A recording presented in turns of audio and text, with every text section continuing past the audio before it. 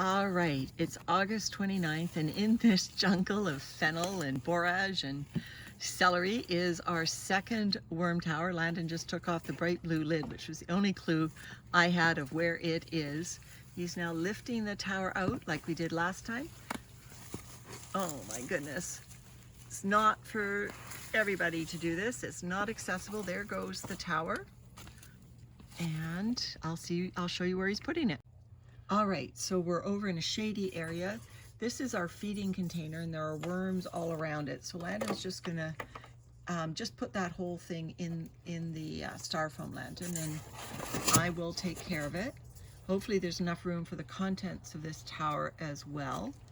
Again, we are harvesting without stopping feeding, so you'll see that there are definitely some unprocessed material in here.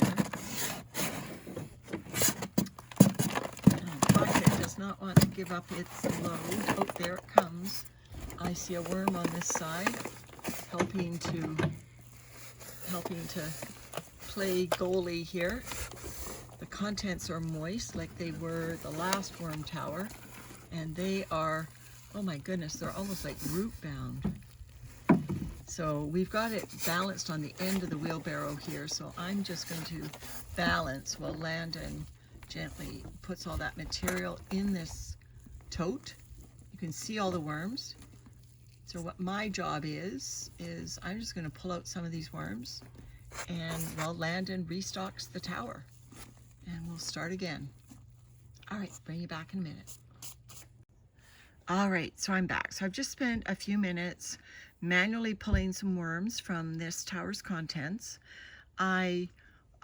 We have a dog appointment, and I think I told you our dog isn't feeling well, so that takes priority. Dogs take priority over worms.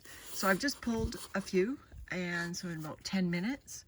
So these are going to go back into the restocked tower. Landon, if you just want to pick out the excess worms. And so Landon has built up a new bedding, lasagna style, with dried leaves, some compost, some manure, dried leaf, compost, manure. So he's kind of done that.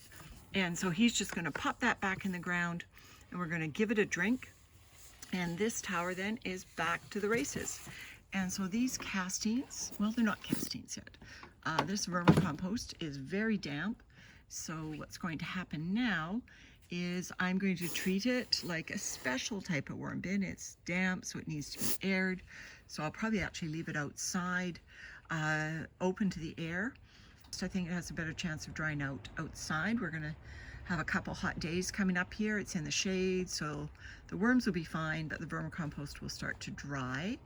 And then I will go through it. I've already sort of assessed it's not very far along, so I am unlikely to pull out worms from it again. I think I'll just let whatever worms are still in there stay in there, unless I really feel I've captured too many worms still, in which case I will return some to the garden tower. But that's how we harvest our garden towers, everyone. So this material, it could be spread as a mulch if you wanted to. Oh, see, there's a cocoon I didn't spot. I was trying to put cocoons back in the tower. So this could be spread as vermicompost, but we're going to let it finish up some more, let some of those cocoons hatch, and then I will take the worms out and process the castings. All right, everyone, bye for now.